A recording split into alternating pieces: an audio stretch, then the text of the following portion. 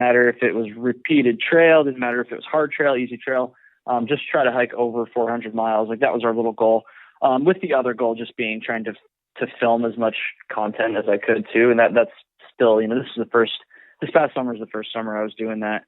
But if I had to, I'll say right now, if I had to pick where I'd go, I'd probably just go somewhere around here. But that's more so because I'm not much of a winter hiker and I'm just like kind of trying to get into it this winter.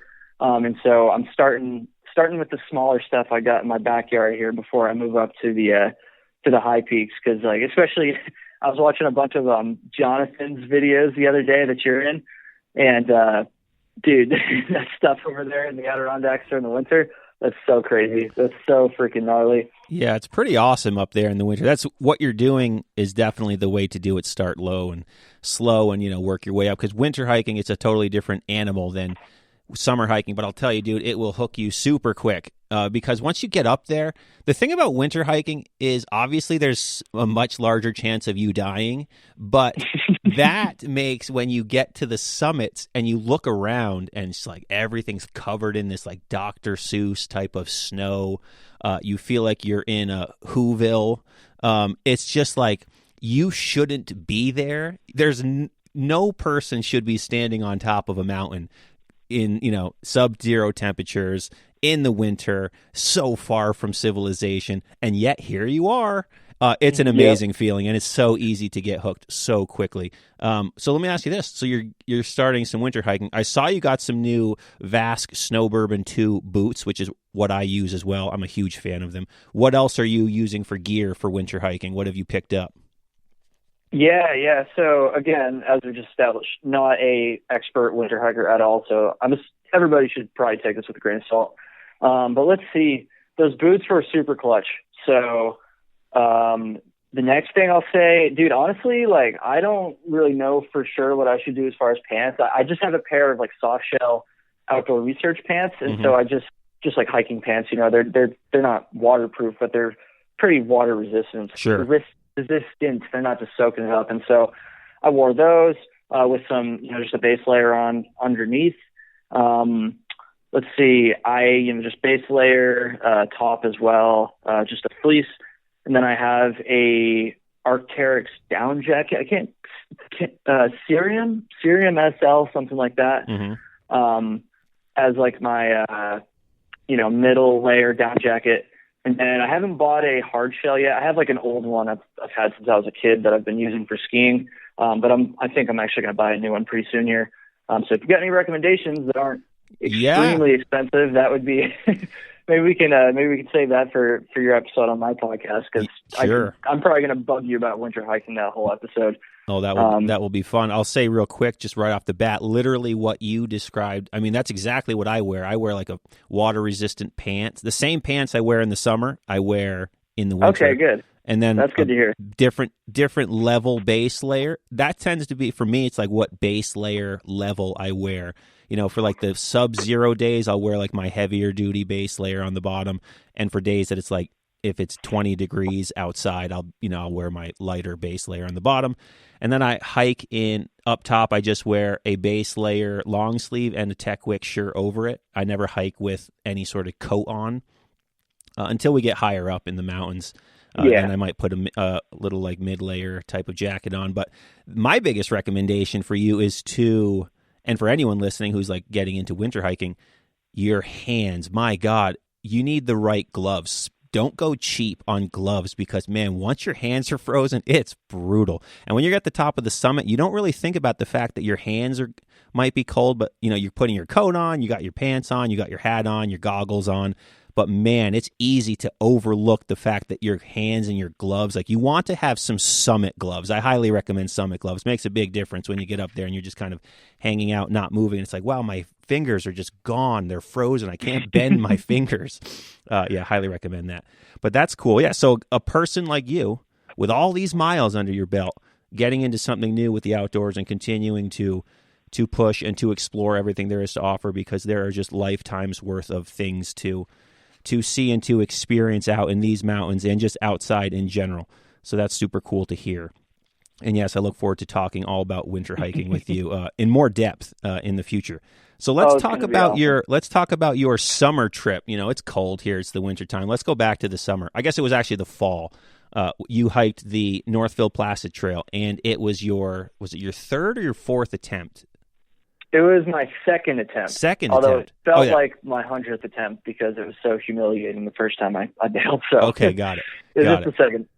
So tell us about that experience. Let's chat about that for a bit, because I know, based on hearing your story, it was not a great experience. The weather gods were not happy with you and not kind to you.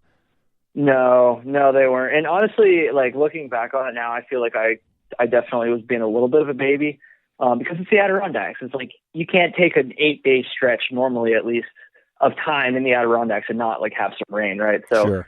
You know, it wasn't the end of the world, but I definitely was not feeling super hot for a lot of it. And that being said, you know, it's a beautiful trail, but dude, that's a hard trail, as you know, as I'm sure a lot of people listening know. I mean, there's just something about the Northville Placid Trail that's just super. It's just way harder than it looks on paper, I guess.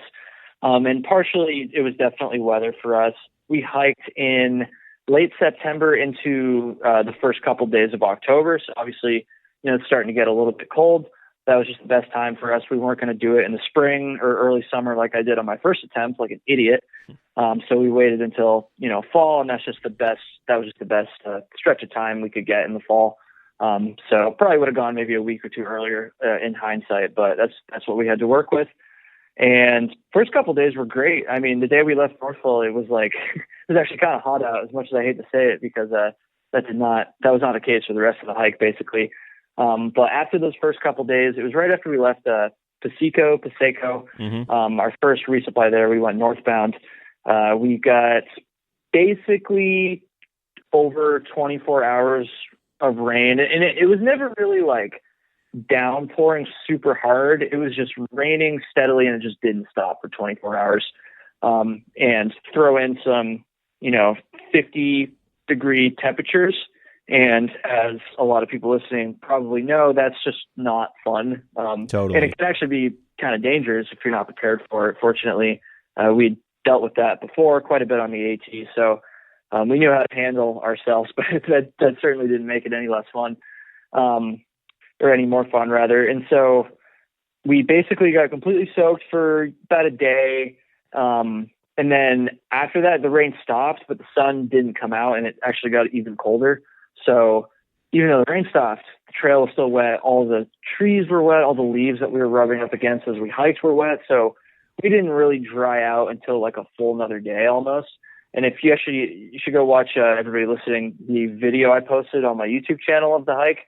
It's there's at one point around the halfway point. It's kind of ridiculous, honestly, looking back on it. It was like the first time that we got any direct sunlight after like a day and a half of just, cold, wet craziness. And it's literally just a couple shots of us standing in the sun, just completely soaked. And I'm just like not even saying anything, just like looking like up to the sky, just like it was the most amazing feeling ever. It was kind of pathetic. Soaking in the rays. You're just soaking in that little sunshine that you're getting. Exactly. Absolutely. And it was like towards the end of the day, so the sun was going down, and so we were like as the sun went further down, like the patch of sunlight would get further and further away from us because the lean-to was blocking it. So we would just like continuously move ourselves and our bodies and our stuff just to stay in the sunny patch. It was pretty brutal. And then the weather got a little bit better as the rest of the hike went on. It didn't really rain too much after that, but it stayed pretty cold. And I don't know. I kind of wish we were able to have a little bit more fun with it, but that middle section just wrecked us, honestly. We still finished the trail, but we basically just ripped it for the last couple of days, and we did a couple 20s in a row, did like 25 on our last day, and just pigged out at McDonald's in Lake Placid. That was well earned. Yeah, I have been there after many hikes here in Lake Placid. Yeah, dude, the Northville Placid Trail, it's cool. It's a fun experience, especially just being able to do that sort of kind of, short, long distance backpacking trip and here in the park. The thing to me about the Northville Placid Trail that, like for you, for example, like if the weather's so bad, you just on top of the fact that the trail never really has a lot of like aha moments. Like, you go across some cool lakes, there's some cool bridges, but like, in general, I mean, like a lake and a bridge, they're beautiful. It's fun. It's worth the trip. Also, anyone listening, I highly recommend experiencing it. It's a fun experience, and you'll have your own story out of it. But you don't have those summit moments where you're just like, okay, I'm going to chill out on this summit and enjoy these massive views for, an hour. You don't ever have that. So like when you're hiking, you have nothing. You don't. I hate to say it, but like I'm going to be real. You don't have anything to look forward to ever. And when the weather sucks, you can't even really enjoy the moment and be like, okay, I'm going to enjoy the moment. For example, I'll tell you a little story. So I just got back. The reason we're doing this podcast now as opposed to last week, I just got back from work. I've been in New York City for the past couple of weeks finishing this television show. And due to COVID now and then wanting the hours shorter and whatnot, we never break for lunch now. So we only work. So we work a 10-hour continuous day as opposed to like 12 or 13 hours. Yikes. And we never break for lunch. So it's just like a continuous 10-hour day. Anyways, we were outside for this last couple weeks. So we would never go inside. In New York City, it's cold, but man, when the wind blows, it's so cold. But all day long at work, there's nothing to look forward to. Like, you're not looking forward to warming up and going inside because we're never going inside. We're shooting exteriors and we're never breaking for lunch. So you're never even stopping to like eat. Like, you might just like scarf something standing up at your cart or something. So the same thing on the Northfield Placid Trail, when there's nothing to look forward to except literally going to bed. And that makes days on the trail so freaking long when there's just no relief. God, I need that relief. Yeah, man, for sure. And I don't know. There's always ways to make it work. I found on the AT there was a lot of stretches that were kind of similar to the NPT, and that there just really wasn't like that much, I don't know, mountain views, expansive views and things like that. Mm-hmm. There's obviously sections where there's plenty of that stuff too, but I always would try to just like, I don't know, appreciate how usually in those sections the trail is like pretty flat and generally not the most difficult hiking. So it's not quite as bad as the times where on other trails, not the NPT, but on other trails, sometimes you'll go up like a really freaking steep mountain. Sure. And then there'll just be nothing at the top. So not only did you not get your view, but you also just, but you also just expended all that energy. And so on the Northfield Placid Trail, when we weren't getting destroyed by bad weather, I was just trying to like really appreciate the fact that the trail wasn't like super steep and super, not a lot of climbs. That being said, it's still not like easy terrain either. And this is especially true from the section Long Lake North to Lake Placid, which mm-hmm. is the section I had never hiked before, because that's where I bailed the first time. I found, or maybe it's just because I did like 2 pretty big days through there, but I found that stretch was like pretty brutal. Even though you weren't really climbing that much, it was just a lot of little ups and downs and then a lot of freaking rocks. Like, I mean, the whole trail basically is rocky as hell. So even though it's flat, it's not necessarily the easiest thing in the world. So I don't know, I think there's just like so many little things that on their own probably wouldn't be that big a deal, but when they all get combined together, they just make the trail really, really difficult. The lack of views, the roughness of the trail, the weather, the remoteness, just all those little things you can deal with if it was just one of them. But when they're all together, and that just makes the trail pretty, it's definitely way more difficult than it seems on paper, like I said earlier. Yeah. I think just about everybody can agree with that. And it's one of those trails, and I'm sure your experience in general, it's more fun to talk about it now than it was to experience in the moment. Oh, sure. Yeah, sure. I know my trip through, so I sectioned it over a few sections over like a little over a month back in the spring. So when I went from Long Lake to Lake Placid, it was winter. It was early April, so it was just snow everywhere back there, and like, mm-hmm. and not even just snow. It was like the season's end snow. So it's like everything's collapsing under every step, and it was just so bad. And at one point, so right after Duck Hole, you go and you pass the trail that you could take over to the Upper Works, and you start walking along a river, like right after Duck Hole, especially if you're walking northbound. And so we went in, early April.